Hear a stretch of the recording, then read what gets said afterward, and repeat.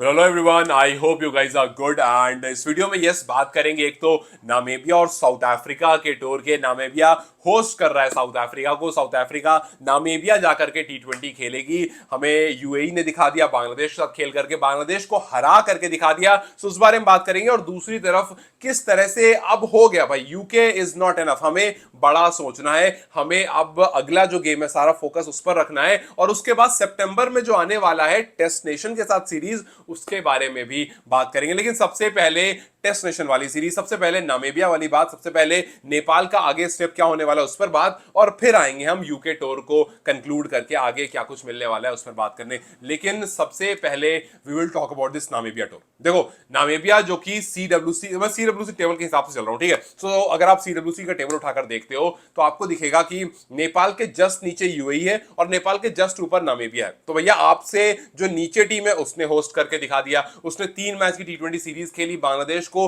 2-1 से सीरीज हराकर historic moment अपने नाम कर लिया।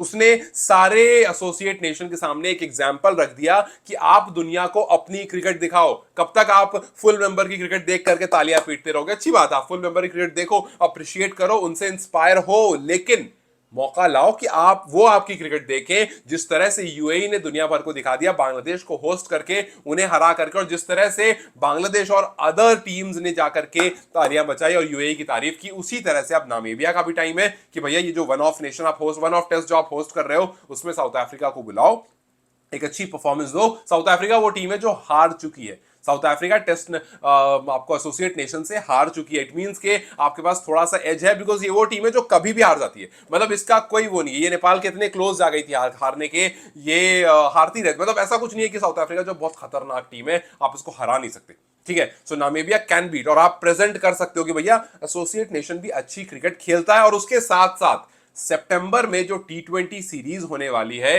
नेपाल की फुल मेंबर के अगेंस्ट, उसके लिए मैं सच बताऊं तो थोड़ी सी उम्मीद जो है वो बढ़ गई है। क्योंकि यार आप देखो, आपने जरूर कैलेंडर देखा होगा। जब आपने नेपाल का एनुअल कैलेंडर देखा होगा, उसमें सितंबर में लिखा हुआ था कि टी20 सीरीज होनी है फुल मेंबर के अगेंस्ट यूएई में।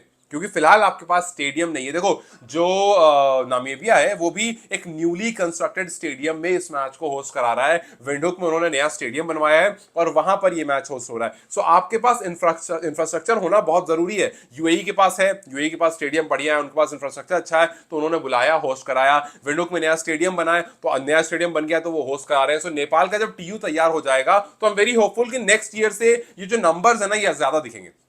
नेक्स्ट ईयर से आपको, अगर आपका स्टेडियम है तो आप मल्टीपल सीरीज देख सकते हो, अलग अलग टेस्ट नेशन में। मैं ये नहीं कह रहा हूं कि ऑस्ट्रेलिया और इंग्लैंड आना शुरू हो जाएगा, आ जाए तो बहुत अच्छा है। जब साउथ अफ्रीका एक मैच के लिए आ सकता है, वन ऑफ टी20 के लिए आ सकता है, तो और भी नेशंस आ सकते हैं। बट मैं ये जरूर कह रहा हूं कि आपके स्टेडियम जैसे ही उनका लेवल अप होगा, जैसे ही वो टीयू एक वर्ल्ड क्लास स्टेडियम बन जाएगा, तो आपको फिर यूएई के पास जाने की जरूरत नहीं पड़ेगी अपना मैच होस्ट कराने के लिए। आपके पास खुद इतनी सहूलत होगी कि आप होस्ट कर सकते हो। लेकिन इन सबसे पहले आपको ये समझना बहुत जरूरी है कि भैया स्टेडियम बन जाएगा, ये हो जाएगा, वो हो जाएगा, लेकिन फिलहाल जो आपकी परफॉर्मेंस है उसका क्या?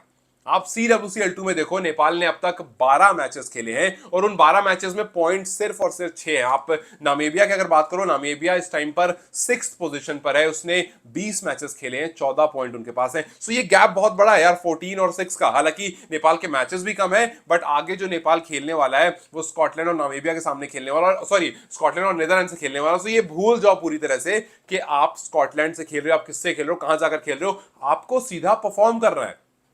अगर आप वहां जाकर के परफॉर्म करना शुरू कर दोगे, अगर आप अपने पॉइंट्स टेबल को, CWCL2 को इंप्रूव करोगे, तो फिर आपकी परफॉर्मेंस भी तो उठकर बोलेगी। माना मैंने कि यूके टूर बहुत अच्छा रहा, माना मैंने कि यूके टूर में आपने 5 of 5 मैचेस जीत लिए, लेकिन लेकिन यार वो मैचेस कोई बहुत बड़ी टीम से नहीं थे, ठीक है। वो आपको फॉर्म में आने के लिए, वो आपको सरफेस को समझने के लिए, वो आपको उन कंडीशन से थोड़ा सा अवेयर होने के लिए जरूरी थे, और सबने परफॉर्म कराया। मैं किसी एक का नाम लेकर के वो नहीं कहूंगा भाई, आप पहला मैच जो था वो काफी मुश्किल में आ गया था, लेकिन आपने उसको 3 विकेट से जीत लिया। दूसरा मैच तो आपने डोमिनेट करा, आपने 123 रन से जीत लिया। तीसरा मैच आपने 73 रन से जीता। चौथा आपने 5 विकेट से जीता।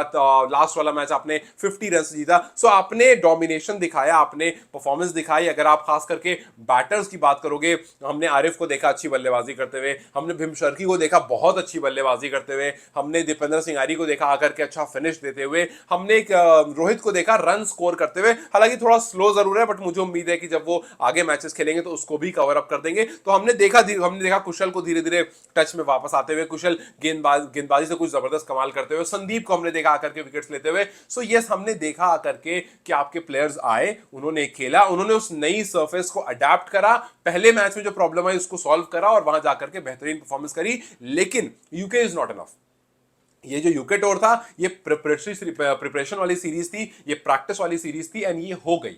अब ये काम हो गया, अब आपको आगे बढ़ के स्कॉटलैंड ए को इससे ज्यादा तगड़ी तरह से हराना है और फिर आप जब स्कॉटलैंड से खेलो तो वहां अपने आप को प्रूव करना है कि यार फिलहाल हम जो है वो पिछले साल वाली नेपाल नहीं है, हम वो नहीं है जो बस एक दो मैच जीतेंगे और कहानी खत्म हो जाएगी। हम वो हैं जो सीरीज जीतने आए, हम वो हैं जो यहां से जीत कर जाएंगे और जो अपना पॉइंट्स टेबल है उसमें अपने आप को इंप्रूव करेंगे। बिकॉज देखो भाई, जितनी टीम है ना, सब अपने पॉइंट्स को ही इंप्रूव करने के लिए बैठी हुई है और अगर आपको डेस्टिनेशन से खेलना है तो सिर्फ इंफ्रास्ट्रक्चर आकर के नहीं खिलाएगा, आपको अपनी क्रिकेट इंप्रूव करनी पड़ेगी। सो स्टुअर्ट लॉ जो कि पहुंच चुके हैं, टीम के साथ मिले हुए, टीम के साथ परफॉर्म करने की कोशिश कर रहे हैं कि भैया आप मिलजुल करके बेहतरीन परफॉर्मेंस दो। सो उन सब की वो कोशिश जरूर कर रहे हैं, लेकिन अगला जो स्कॉटलैंड और नीदरलैंड है वो बहुत ज्यादा जरूरी है। आपको टेबल में ऊपर चढ़ना है, आपको जो मोमेंटम मिला है उस मोमेंटम को आपको यूज करना है।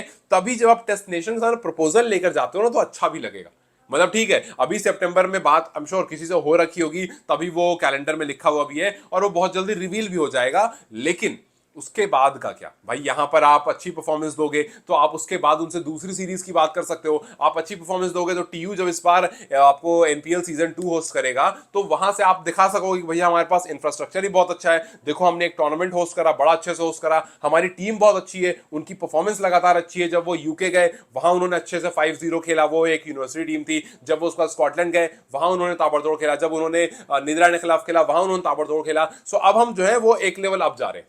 फिर उसके बाद हमने डेस्टिनेशन होस्ट किया, वहां हमने ऐसा किया। सो जब आप एक लेवल अप चले जाते हो फिर आपको प्रेजेंट करने में बड़ा अच्छा होता है। सो इस टाइम पर जैसा मैंने एक वीडियो में बात की थी कि भाई सब ने अपना अपना काम कर दिया है। टीयू के आज आपने फोटोज देखी होगी कि भैया सीट वगैरह सब बढ़िया सेट हो रही है, स्टेयर्स वगैरह सब बढ़िया सेट हो रहे हैं। सो सारा काम हो रहा है, एक जगह पर बस जो है आपकी परफॉर्मेंस जो आ रही है उसको आपको उस मोमेंटम को खोना नहीं है, इस मोमेंटम को ड्रॉप नहीं होने देना। अगर ये मोमेंटम ड्रॉप हो गया तो फिर ना ये अच्छा लगेगा कि आप किससे खेल रहे हो, क्योंकि जब तक परफॉर्मेंस नहीं आएगी आपके सामने, ऑस्ट्रेलिया भी लाकर रख दो, अगर परफॉर्मेंस नहीं आएगी तो शायद फैन एक बार को एक्साइटेड होंगे लेकिन फिर वो नॉर्मल हो जाएंगे कि भैया किस बात की एक्साइटमेंट, आपकी तो परफॉर्मेंस ही नहीं है। और ऐसा नहीं है स्किल सेट नहीं है, हमने देख लिया एनपीएल में, हमने देख लिया कि भैया स्किल सेट पूरा पूरा है आपके पास, सिर्फ आपको कुछ करना है तो कंसिस्टेंट परफॉर्म करना है। बिकॉज अगर आप कंसिस्टेंट परफॉर्म करोगे तभी आकर के इवेंचुअली आप बड़े नेशन के सामने खेलोगे और फिर उसके बाद कंधे से कंधा मिलाकर कैसा होगे। वरना आप यूं ही देखते रहोगे और यूएई के लिए ताली बजाते रहोगे, आप यूं ही देखते रहोगे, नामीबिया के लिए ताली बजाते रहोगे और फिर कल को आप फुल मेंबर के लिए ताली बजाते रहोगे। लेकिन आपके लिए ताली बजाने का वक्त कब आए, कब वो वक्त आएगा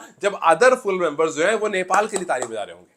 सो उसके लिए काम करना है मेनली। एक बार अगर आपने वहां पर काम कर लिया, जस्ट इमेजिन करो कि आप यहां पर सीरीज जीत करके वापस आते हो, अभी जो आप स्कॉटलैंड जा रहे हो वहां से आप विनिंग मोमेंटम लेकर के वापस आते हो, फिर सोचो कहां पर होगा आपका खुद का कॉन्फिडेंस, कहां पर होगा।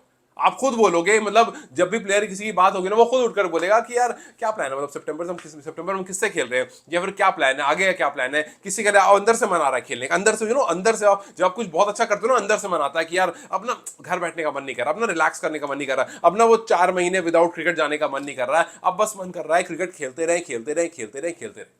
सो उस वाली सिचुएशन में आना है। लेट्स जस्ट होप कि ये जो हमारे सामने एग्जांपल्स दिख रहे हैं इससे हम मोटिवेट हो और जो हमने यूके में क्रिकेट खेली है वो जाकर के हम अच्छी इंपॉर्टेंट बड़ी टीमों के सामने भी खेल सके, ना कि सिर्फ यहां पर खेल करके सो खत्म करते। सो आई एम होपफुल कि हमें कुछ बेहतरीन आगे मिलने वाला है एंड अगर वाकई ऐसा होता है तो चीजें जो है वो काफी हद तक बदलने वाली हैं। हम सिर्फ उम्मीद कर सकते हैं, इंतजार कर सकते हैं और इस बारे में ज्यादा से ज्यादा बात कर सकते हैं सो दैट जितना ज्यादा प्रमोशन उतना ज्यादा फायदा and we will be doing that as long as possible. Till then you guys take care, I will keep you guys posted.